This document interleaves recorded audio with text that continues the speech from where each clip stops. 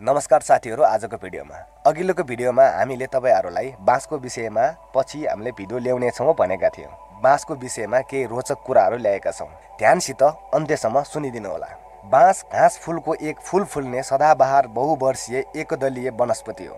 यस परिवारको अन्य महत्त्वपूर्ण सदस्य दुबो, गहुँ, मकै र धान हो। यो पृथ्वीमा रहेका सम्पूर्ण वनस्पतिहरूमध्ये सबैभन्दा तीव्र गतिले बढ्न सक्ने एक काष्ठीय बिरुवा हो। यसका केही प्रजातिहरू एक दिन अर्थात् 24 घण्टामा 910 मिलिमिटर 36 इन्चसम्म बढ्ने गर्दछ।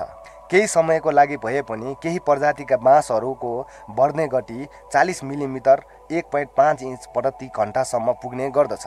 यसको काण्ड लामो, प्राय खोक्रो र हाँगायुक्त हुन्छ। बाँसको जरा विभिन्न स्थानमा फैलिएको र रेसादार हुन्छ। यसको पात सामान्य र शीर्ष भाग भाला जस्तै चुच्चो परेको हुन्छ।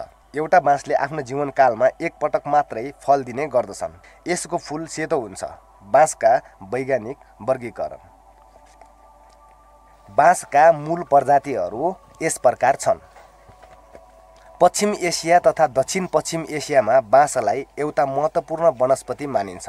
यसको आर्थिक र सांस्कृतिक महत्त्व रहेको छ। बाँसको प्रयोग गरेर घरेलु सामान त बनाइन्छ नै, यो भोजनको समेत स्रोत हो। 100 ग्राम बाँसको तामामा 60.36 ग्राम कार्बोहाइड्रेट र 256.6 किलो क्यालोरी ऊर्जा हुने गर्दछ। 115 भन्दा बढी कुल भएको बाँसको 1462 भन्दा बढी प्रजातिहरू रहेका छन्। नेपालमा 53 प्रजातिको बाँस पाइन्छ।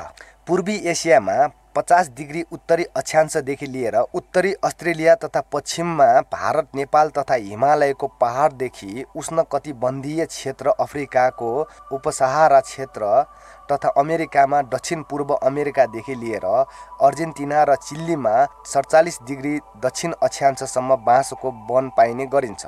बाँसमाथि वर्षा र घामको असर त्यति धेरै नपर्ने भएकोले किसानहरूको लागि यसको खेती उपयोगी हुन्छ। आजको भिडियो तपाईलाई कस्तो लाग्यो? लाइक अनि कमेन्ट चाहिँ अवश्य गर्नुहोला।